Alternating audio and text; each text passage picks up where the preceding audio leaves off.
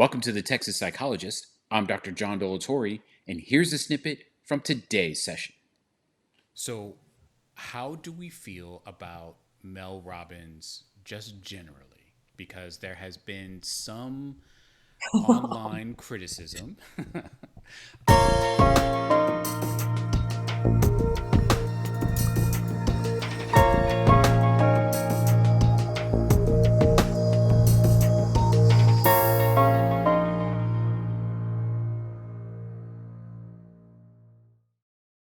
To this episode, another episode for peer review. I've got two great colleagues with me. I've got Dr. Alina and Dr. Aubrey, who are both in private practice, one in Texas and one in Washington State.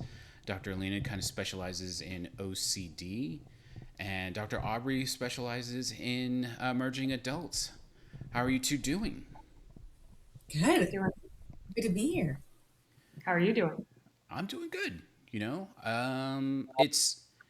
It's an interesting time, for being in psychology practice. There's a lot happening. There's a lot kind of always to kind of think about and consider.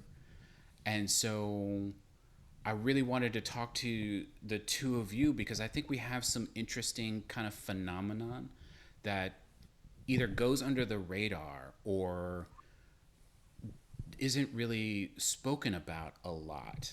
And I thought the two of you would have interesting experiences and perspectives on some of these things. So my thing that I'm bringing for our peer review is something that's kind of known in our field, doorknob bombshells. So essentially, these are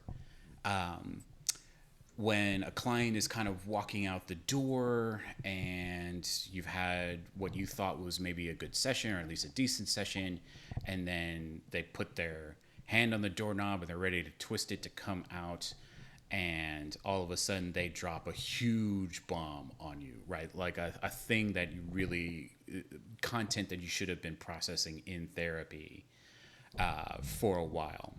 And while it is a phenomenon that is well known but not really all that well researched, I wanted us to talk about this book by Dr. Gitlin because I think there's some issues what she's trying to describe that I don't think she does well.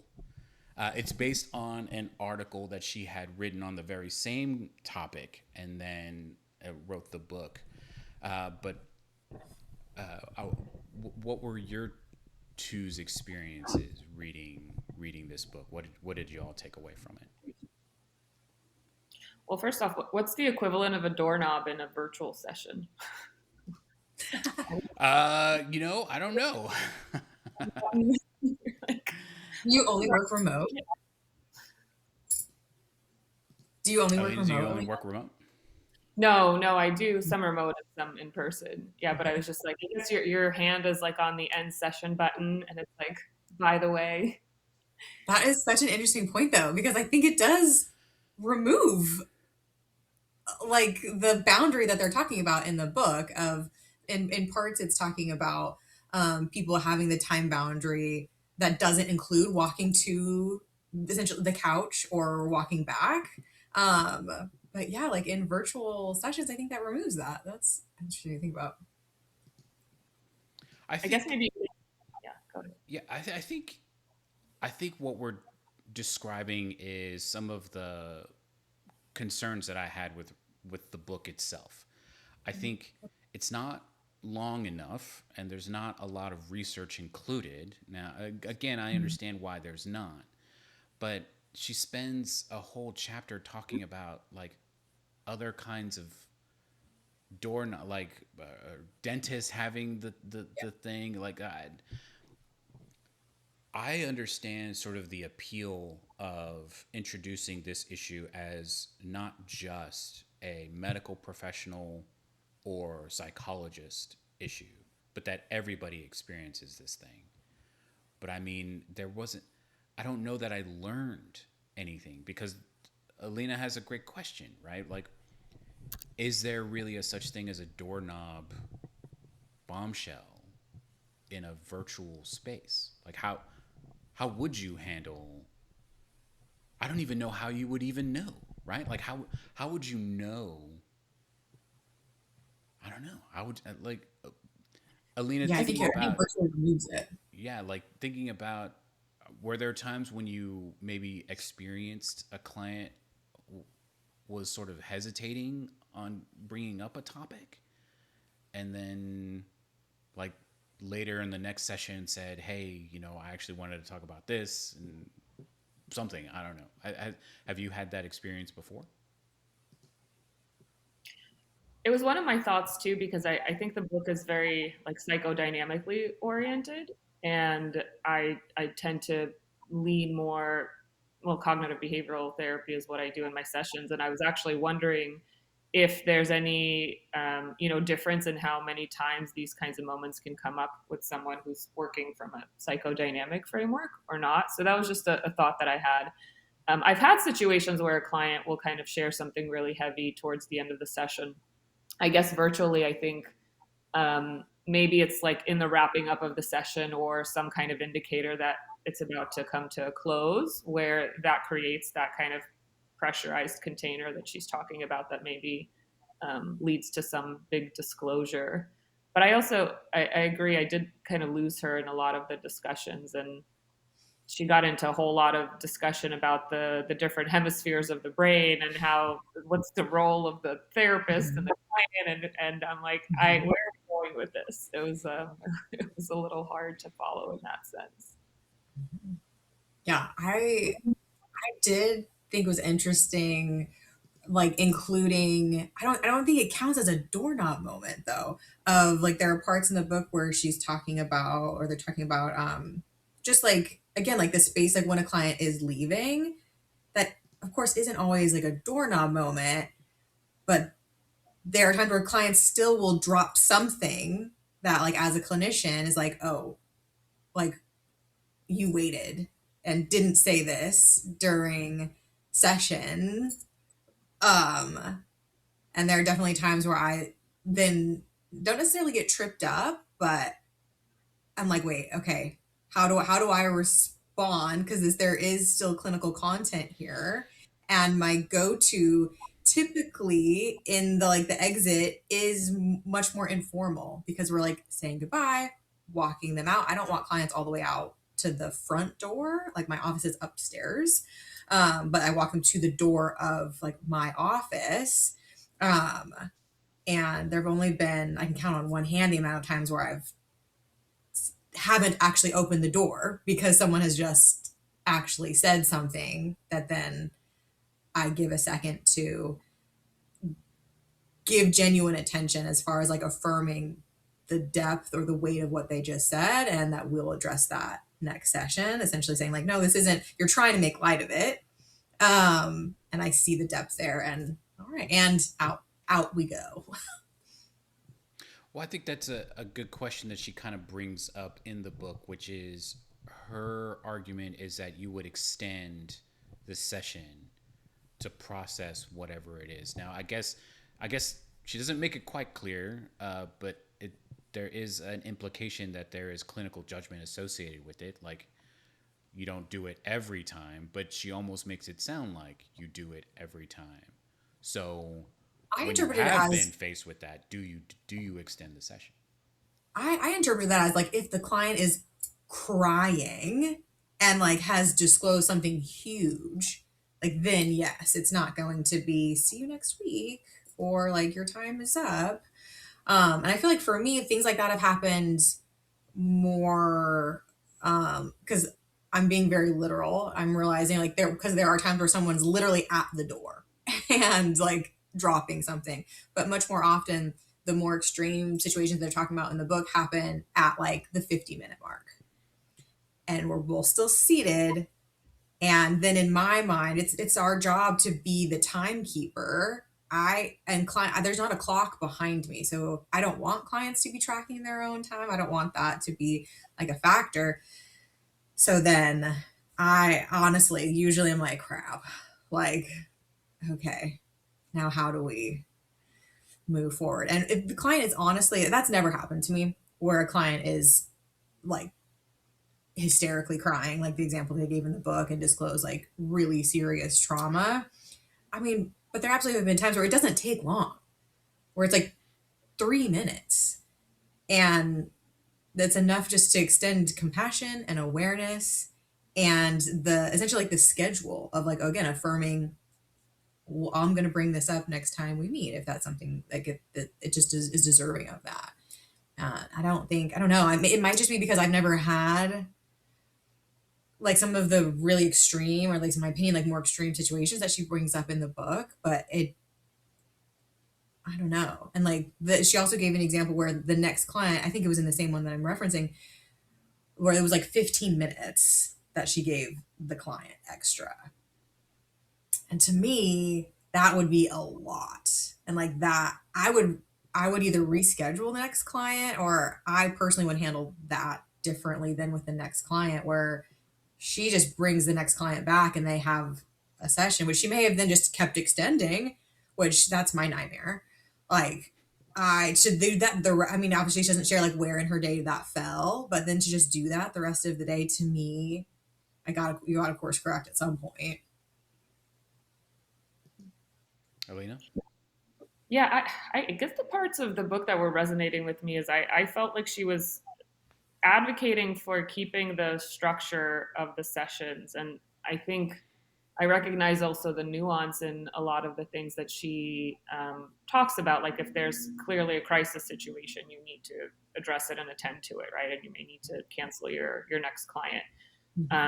But I think the parts that she was talking about that really stood out to me is like the safety container that we create around the time frame and the deadline and the end of the session allows the client to be able to almost kind of like in this safe space express something that maybe is really difficult for them to express.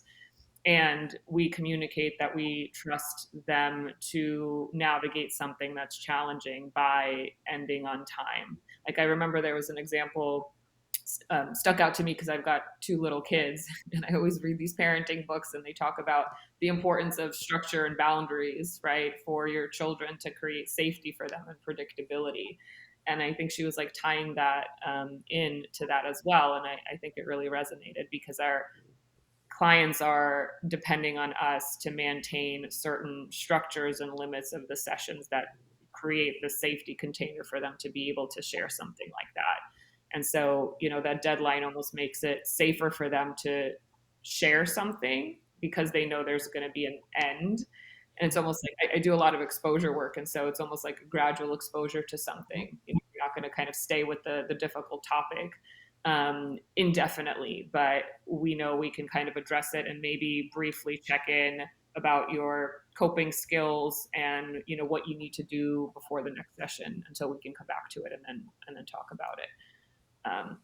So those are some of the things that were sticking out to that resonated. Yeah, I agree like wholeheartedly. Like I feel like if I had a therapist who then extended the time, especially without me knowing, like that, I would have an issue with that. Like we either need to talk with them about that, or like, I don't know, that would just like concern me as a client.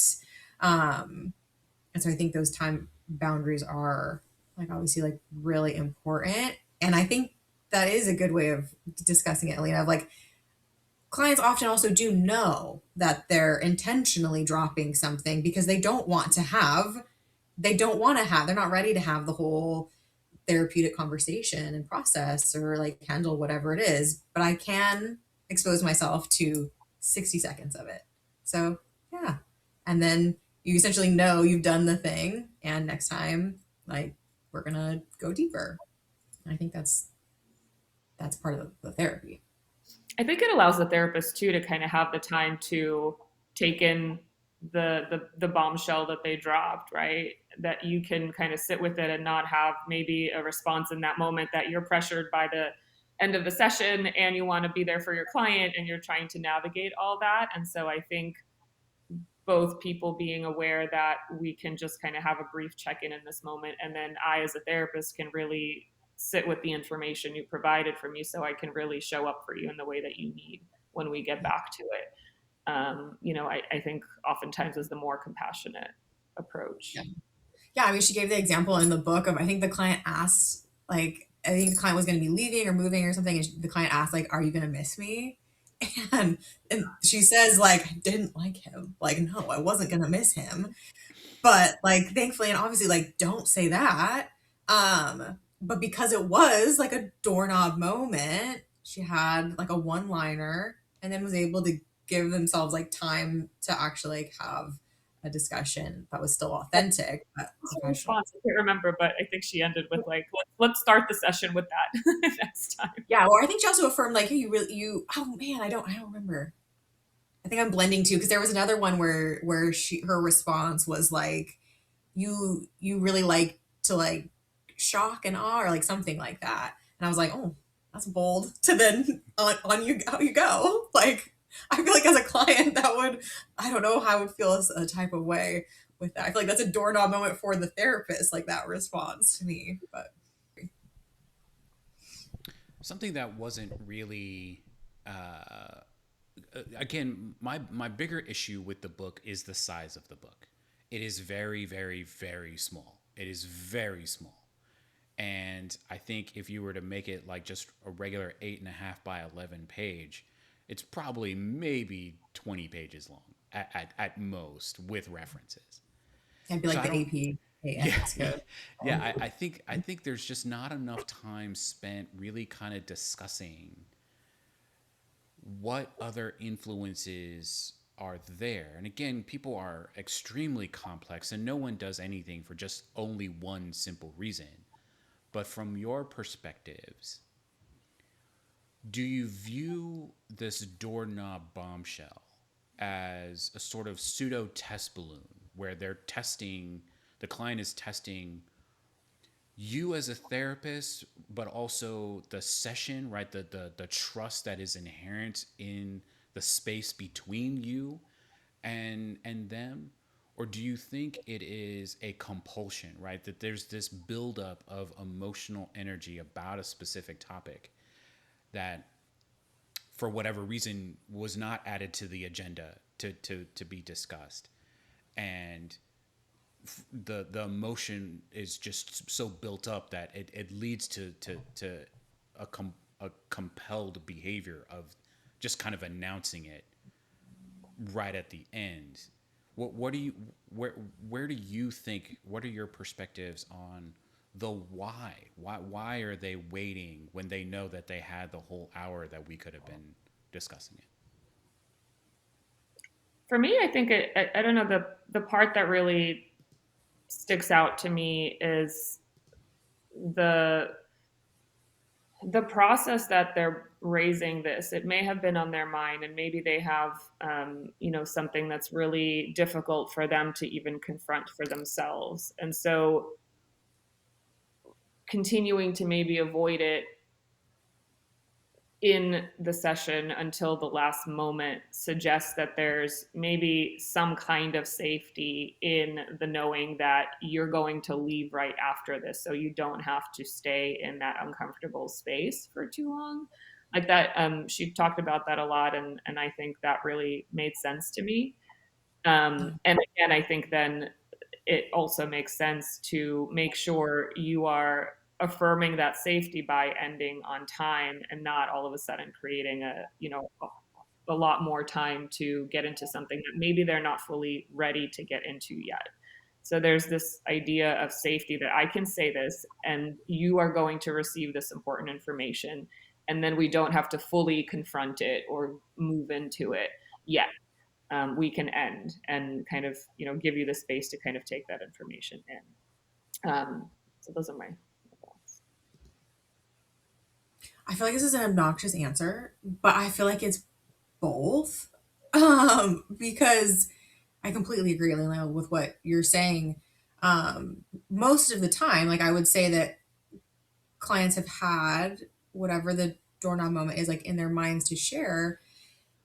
And either I think sometimes like you decide not to, or it's like you downplay it, and then it's like, oh shoot, session's over, and it just comes out because you realize, no, this is something like really that I want to share. But again, like I think there also is an inherent, for some reason, like I just don't like the test aspect just feels a certain type of way to me. But I think there is though like a test of like, I don't know, like this is so close to my heart or like so big to me that I'm choosing to trust my therapist this much with it, and let's see what they do. And then I can come back informed, like more informed with how that processing is going to go because they've given me this much. And I do like, I think it's both. Alina, would you like to tell us a little bit about what you brought for us to peer review? Sure. Yeah. Has anyone tried talking to ChatGPT about their feelings? I've noticed anytime I go on ChatGPT and I have a question, it is extremely validating to me in the beginning and tells me, how thoughtful I'm being or what a good question that is, and it feels really good. So this topic is kind of exploring the new territory that we are moving into with AI on the scene, and a lot of people now going to AI, in a therapeutic capacity. And this is kind of a panel of experts discussing the role of AI and understanding what we do, what are the threats, what are the benefits, how can we, integrate AI, because I don't think that it's going anywhere, but how do we maybe learn to coexist with it, or almost create an additive component of AI in our work with people. But there are also obviously a lot of concerns, about people using AI. I don't know if any of you have seen some of the articles that have come out where, it's kind of like promoted a client's paranoid thinking, or, reinforced someone's suicidal ideation. And so I think there are a lot of concerns in that space of it not being a human and not being able to maybe pick up on nuances or clinical considerations that we have. And so I think there are concerns about that as well. So I'd be curious to hear, just in general, about both of yours opinions about the use of AI in a therapeutic capacity. And we can maybe just start with that broad question. Yeah. Aubrey? I mean, so I liked what the article was saying about the limits to accessing therapy and how, and like relating AI to every other technological like advancement that's ever existed. Because I do think it's ignorant and like misguided to just say, like, no, there's no place for this, keep it all the way out. But like Lena was saying, like, there are some like heartbreaking realities that have come out of individuals using AI because but it was interesting, like also in the article, it talked about how often like, I think the article says chatbot. So I like using that word, like a little chatbot, affirms the client, but it was then relating that to the therapist. And they were saying like, according to the research, therapists do that as well. Like that that was so interesting to me that the ratio was very similar. Obviously, a huge difference is like the clinical insight and training. And so I think there's a ton of room for growth that needs to happen. But as far as like access to care, if we combine those two, like creating like way more safeguards, I think it could be like a really good thing. Um, Now there's tons of problems with it, but like so for me in practice, there have been what I love is that there are times where clients will be like, put this into Chat GBT. Like, what do you think? So it's like it already is, I think, a part of the practice because clients are using it. Best case scenario, they're also in therapy. And it's just like almost any other search you would be doing online, where most people know, like, don't Google your symptoms. But people are doing it. But if we do that and then also bring it to your therapist, like, absolutely. I think it's, if used, I don't know, like with guardrails, it's a really, could be like a really good thing. How to do that, I don't know. Yeah, so this is a topic that is kind of pervasive in the forensic world right now, talking about AI usage both from our examinees' usage versus ours, right? And so we see a lot of upcoming now.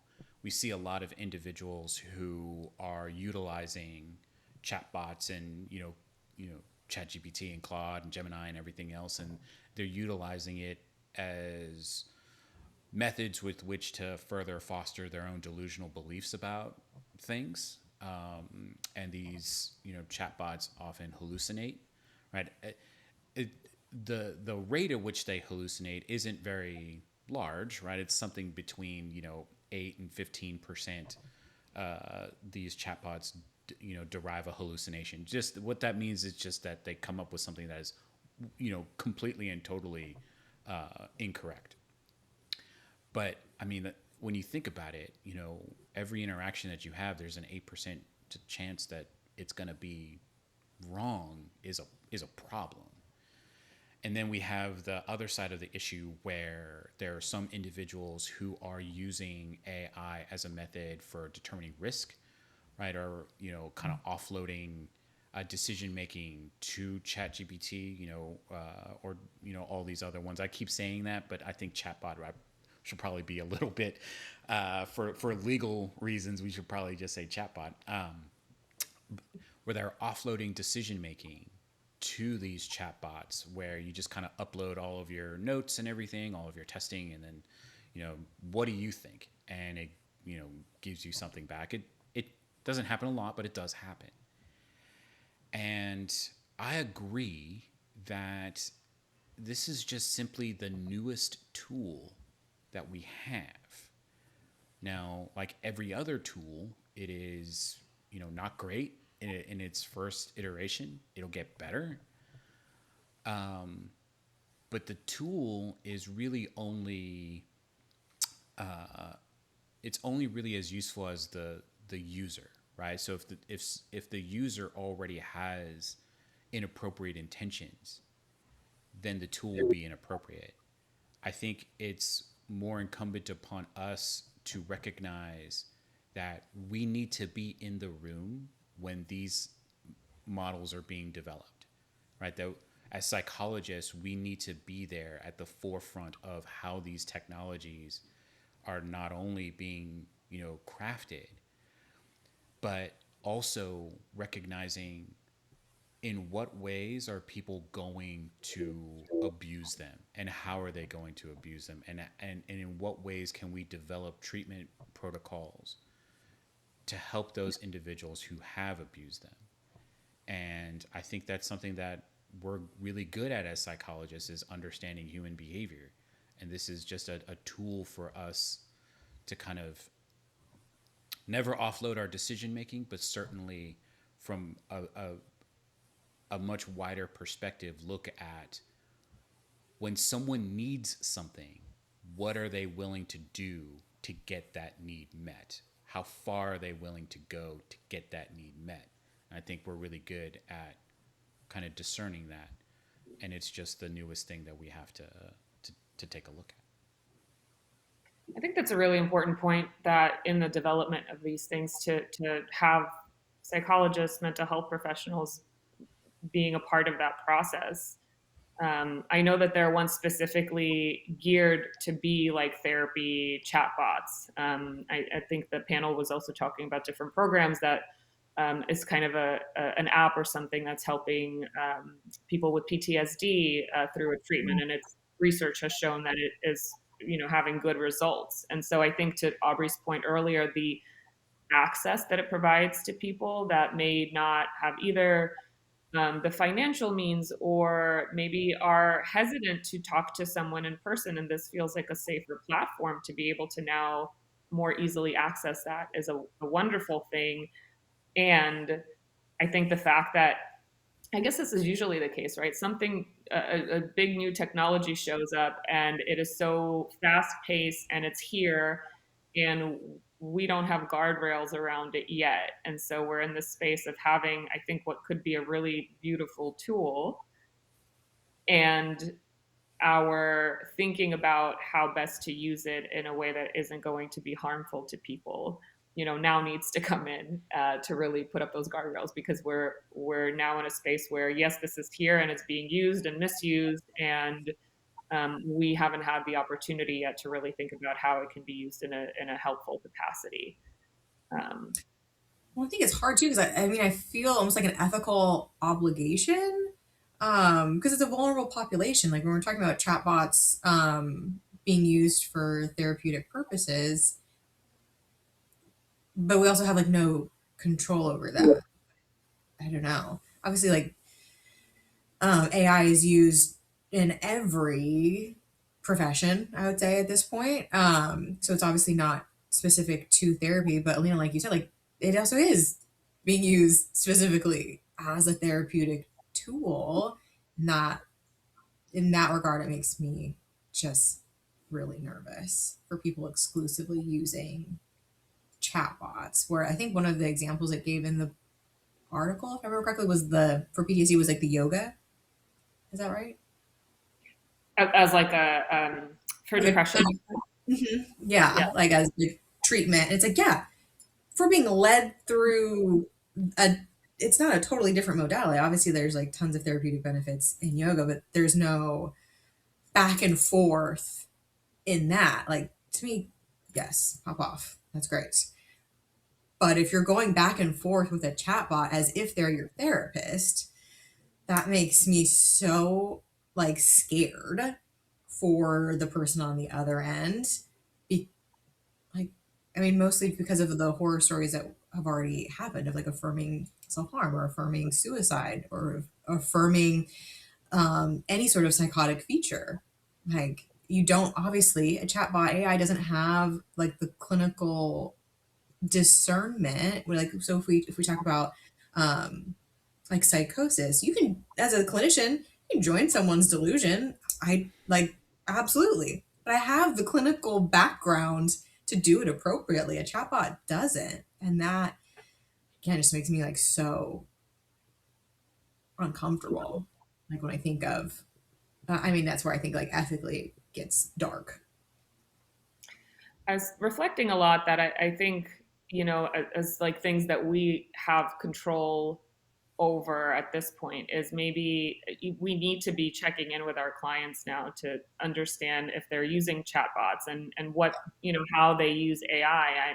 I've noticed myself, like I don't do that as actively, and I think that I should, because I work a lot with OCD, and so I've had clients that are using the chatbots for, reassurance, and so you kind of have, they're asking about their worries and their doubts, and the chatbot is reassuring them and telling them that this is fine. And one of my clients was sharing that with me, and we had talked about giving the AI a prompt to say, could you answer without providing reassurance? And so you can kind of cater it in a way that it's going to be mindful of something that you're trying not to do, or to remove Yeah. compulsions, to work through people to help them understand how you can use it or what would be helpful, is important. And I know that I haven't asked enough questions proactively of my clients to understand what is their use of AI in their lives right now, and how can I actually guide them to use it in a way that's going to be beneficial and helpful. So I just think about like what's within our locus of control that we can be more proactive about with our clients. Yeah, and No, I that's think that's an excellent point because uh, they're in our interviews, right, or in our sessions. For me, they're interviews, but in our interviews or in our sessions, there are a lot of areas of the human condition that we fail to fully acknowledge, and that's for various reasons why that happens. But I think you're right, Alina. We probably, as a practice, need to start asking our clients, at various points, uh, are you using a chatbot, right? Like, are you using these things? And I am concerned about different members of our field who are so hands off when it comes to technology, of any kind of technology, that they may be missing a key entryway into providing an intervention, whatever intervention, because of their sort of hands-off view and not exploring, simply because, I mean, anybody who tells you that they understand what AI is lying to you, right? AI is constantly evolving. So it's so complex that no one person can truly understand the full intricacies of what is happening in artificial intelligence. But if you're the type of practitioner who refuses to even acknowledge its existence because it's just so high level or whatever, I think you're probably eventually you're going to get to a point where that's basically unethical. That we really need to start, to Aubrey's point, we really need to start thinking about our ethical practice and how are we approaching people using this technology outside of the therapy room. Yeah, because I mean, I agree. Like that would just be ignorant. Like if we're choosing out of our like that would need for the therapist to do their own work as to like why that is, right? Because then you're actively ignoring a part of a client's life then by not asking those questions. Like to me, this might sound like a leap, but that's like not asking about spirituality because you aren't spiritual, or like not asking those types of questions and that's just poor practice. How do you feel? So, for those of the audience that don't know, while Aubrey and I went to the same graduate school, all three of us went to the same place for our internship. And part of our internship training was really about sort of being client focused and allowing the client an opportunity to see what is going on technically inside the mind of the therapist. What by that I mean, you want to write a note for your session. Your client can be right next to you, reading the note with you and providing insight and stuff like that. How do the two of you feel about using a chatbot in session, right? Like having that lived experience where the two of you are using this technology and sort of in an in vivo way, right? Like, we use exposure therapy, right? So, how do the two of you feel about using it actually in practice, in session Can with you, a can client? you give me an example? My mind So went like, seven different directions. yeah, So so like, let's say in session, for some reason it popped into your head and you decide that hey, have you been using Claude, right? Maybe you just heard about what's going on with Claude and the government and its CEO and stuff, so it popped into your head. And your client says, yeah, I have, but I haven't really been figuring out like the best prompts. These are the questions that I've been asking. So would you load it up, right? And then just kind of, you've been wanting to talk to Claude about, I don't know, something, and the two of you are just kind of using it together and then processing what the responses are as you're getting them.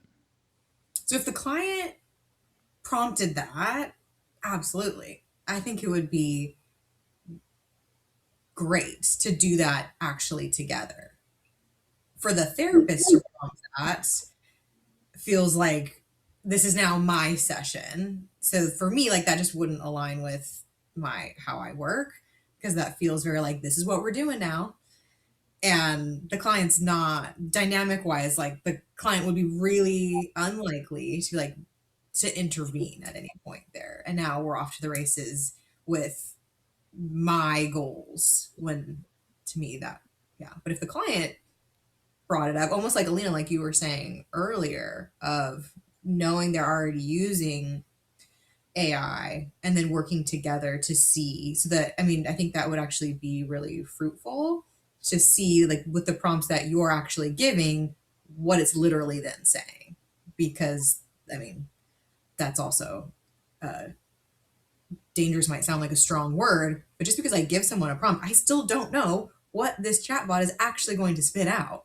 So I, with the best of intentions, can give what I think is a great therapeutic prompt or like something that's providing guardrails, and it just absolutely doesn't.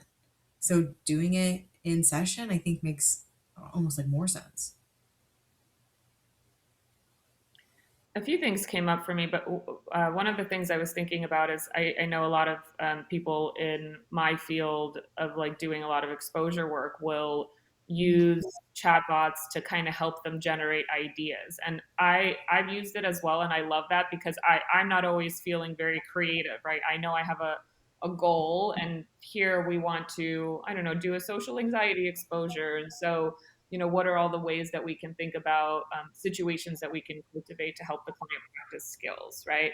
And I think that in that sense, when I give the chatbot a very specific question and it helps me generate ideas and I can look at those and confirm that they're compatible and clinically indicated and not harmful to the client, then that's a great tool for me to use in that sense. I don't use it, but that's because I have such a niche practice that it doesn't really help my practice any. It doesn't provide any real efficiency. I can't offload it, and I wouldn't offload decision making to it.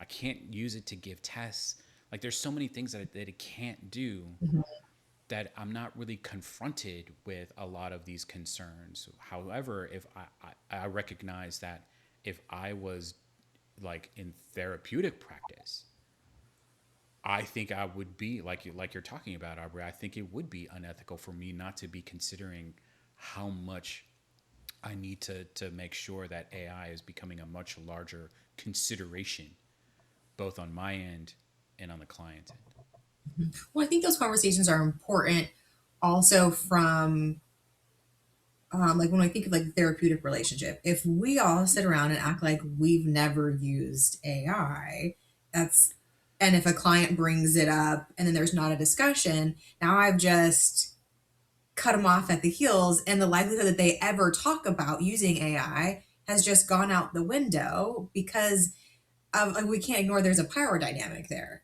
in a therapeutic setting.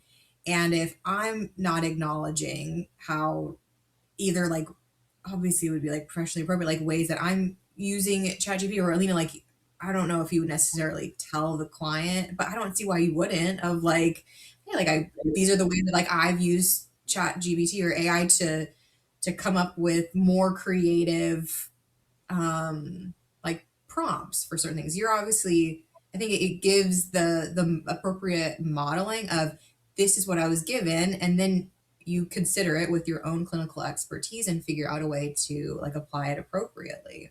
But I think to not be figuring out for ourselves the ethical ways of utilizing that and communicating that to our clients also then creates distance, not in a harmful way or anything that I think is like a huge deal.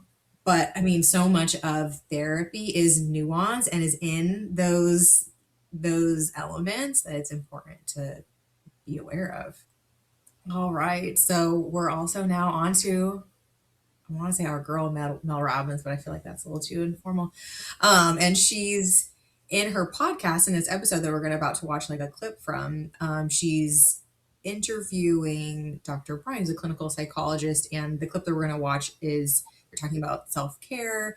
And then Mel Robbins shifts, I think it's Mel Robbins, she shifts to about crime shows and whether that's or like what the draw is to that and whether it's a problem. And Dr. Bryant shares her thoughts on that. So let's take a listen. Is to acknowledge it. Yeah. And to recognize that you're disconnected from yourself. And you already gave us the way that you would know. Right. Any area that you are unsettled in that does not feel cohesive, that is where you're settling. That's is right. A point of disconnection. You talk to us about breathing. Yeah. Close your eyes, come back into your body. You've talked also about self-care. What does that mean, right. Self-care? Yeah. So self-care is nourishing every part of yourself. So there is the physical part. So it is hard to heal and come home to yourself if you're living out of vending machines and drive-through windows. Why? Because your food affects your mood. And there's nothing life-giving in fake food. Yeah. So, as I like to say, as your grandmother would say, like, put some vegetables on that plate, put some greens on that plate. So fruit and vegetables, I like to think of, before I eat something, can I say, I'm eating this because I love myself? Then some things I won't be able to put in my body because I actually want to live.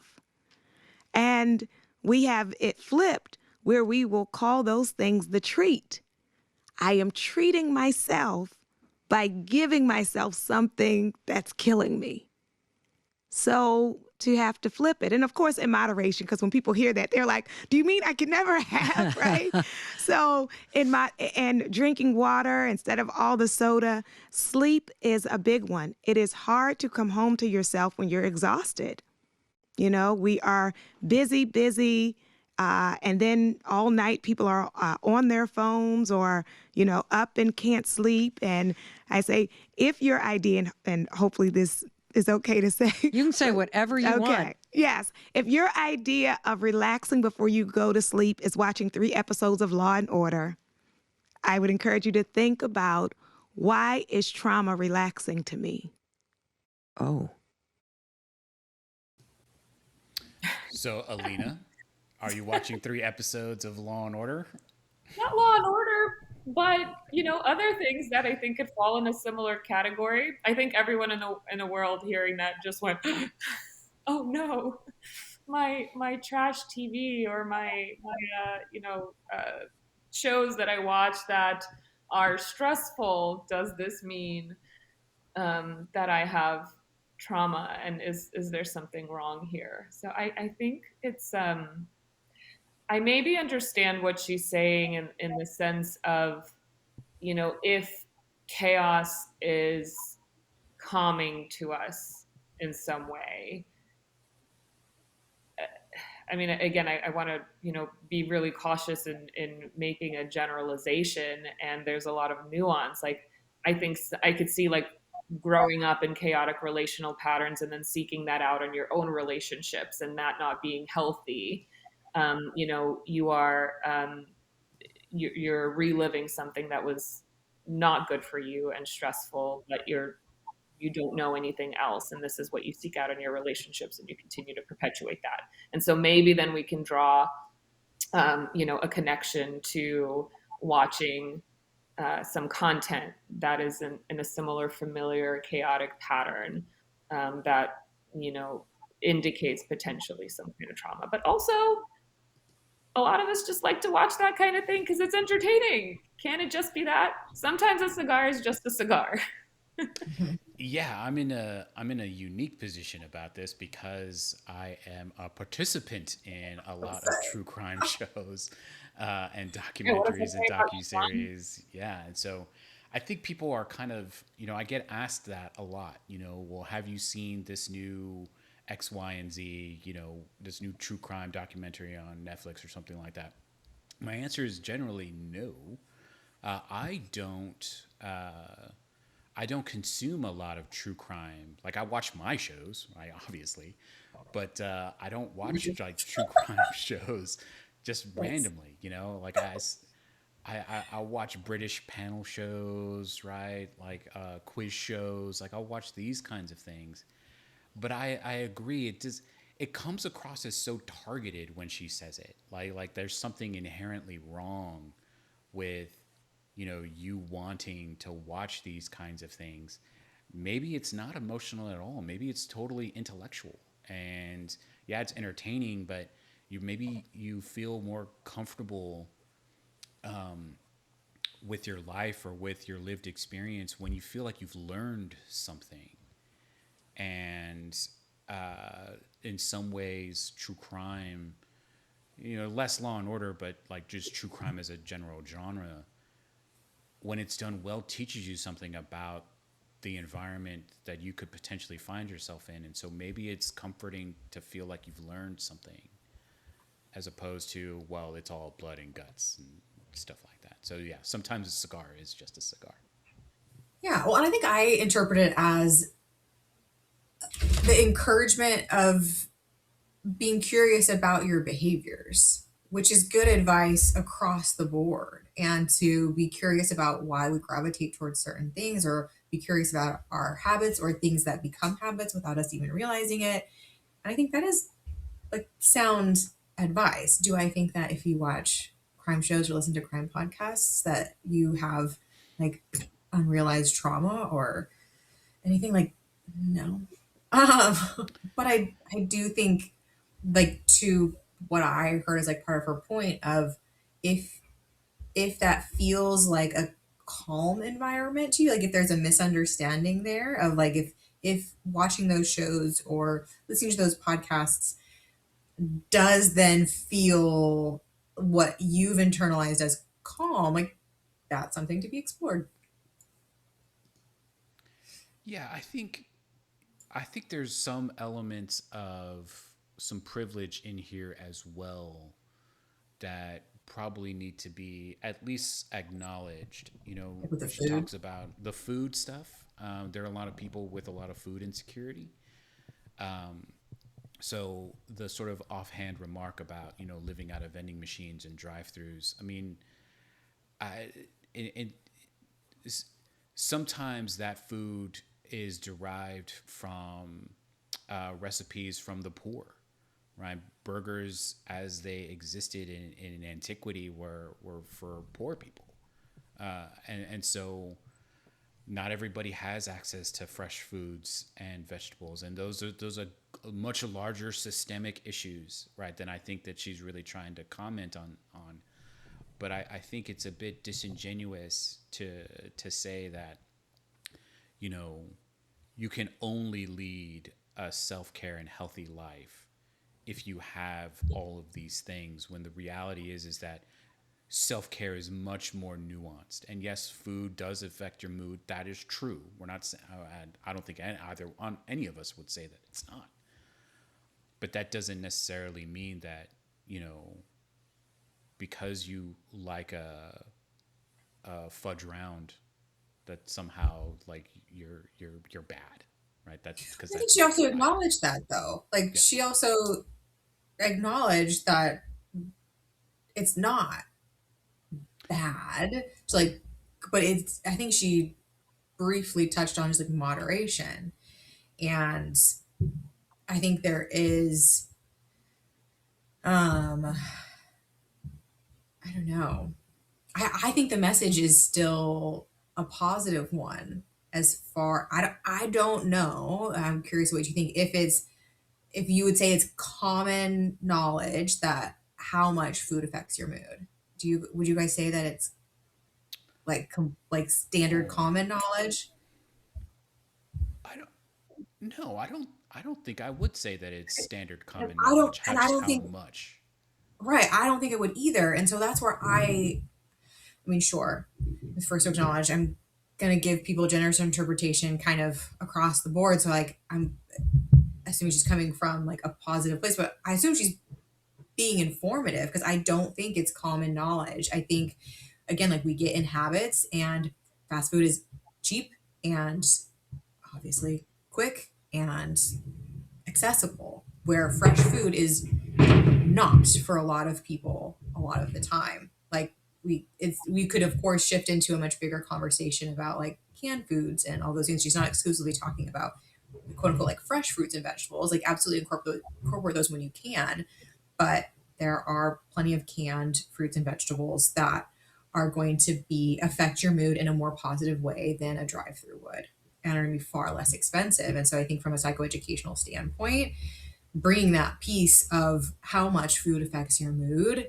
like is really important, because again, like, I'm going to say like a privilege in even knowing that, where if you're in survival mode or just like needing, I mean, the statement of like asking yourself, like, I can't remember, I'm going to like misquote her, of like, is this food like either nourishing to my body or like good for me? Like, sometimes the answer is going to be yes, because it's all I can afford, and it is calories. And yes, and I think there's a that's how I would interpret it, and that's not what she was saying, right? I don't think that is in line with what she was saying, but that is true. And so I think that's where I disagree, but I do wholeheartedly agree with doing what we can to communicate how much food affects your mood. Yeah, I was seeing her message, I guess, as what I took away from it is essentially the things that we need. You know, she talks a lot about the homecoming, right? How do we kind of connect with ourselves, and in this, the self care is important. And I talk to my clients a lot about that. The broad idea being, you know, you, in order to be able to practice emotion regulation, or in order to show up in the way that you want, some of these other foundational things have to be in place, right? If you're sleep deprived, or you are hungry, or you know, you haven't been moving your body and exercising, like all of these things are going to impact the way that you're able to show up in other ways of your life.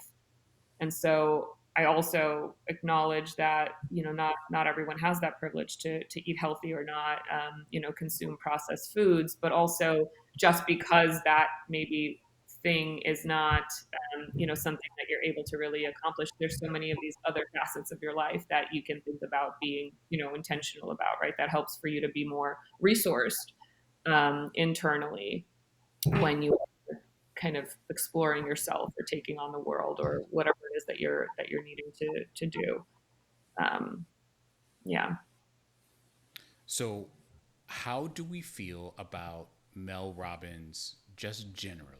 Because there has been some online criticism about Mel Robbins, and I think some of it is appropriate. Some of it may not be, and that's probably going to be our intro, where Aubrey is like, "Nope, I can't be on screen." I know. Sorry, my camera is opposite of me, so when I move, I'm moving the opposite way I think I'm moving. So how do we feel about Mel Robbins, and just kind of her background, her professional background, being called into question when it comes to the content, the material that she is sending out into the world? I mean, I think she's can be great for self-help. I think it gets a real problem. Like, one of the things that she really claims is that anxiety is a choice. I was super curious to hear, Alina, like from you, especially like specializing in OCD, just your thoughts on that. But so it's when we venture out of that it gets to be a problem. Like, I know that she's helped a lot of like my clients in particular, and like I'm a big supporter of like finding what works for you. And then there are also then like super problematic parts about her. Like, again, like my biggest thing is the standpoint on like anxiety being a choice just feels like a Mad TV skit, but it's not satire. And it feels very much like it's all in your head. Just get over it. Like all of those, like it's like, wait, we've done so much work to get where we are. Like, but I think you see is her background in, what's her background in? She's a lawyer. I would say law, right? Yeah. Because I think it's so like hit or miss. I've enjoyed a lot of her podcast episodes because she's interviewing, like in the one that we just listened to, like she's interviewing an expert. And I really enjoy like some of those back and forths, but it seems, again, I think if we take the let them theory at a really high level, yes, of course. Like, let people live their own lives without you like intervening or like taking those things upon yourselves. But I've heard other people take the standpoint, and I agree with it. It comes from a very individualistic standpoint, and it removes accountability like from the individual, and it doesn't address like the relationship because you've just removed yourself, and there's no, well, how do we grow then? And it just makes me sad. I have, as an existentialist, a different perspective on the question of is anxiety a choice. But Alina, I'm curious, how do you answer that question? Is anxiety a choice? I don't think that, and to be clear, we're talking about, I guess, clinical levels of anxiety, right? Because we all experience anxiety as an emotion, and it has its place, and we can't get rid of it, nor do we want to, because it's helpful and protective for us.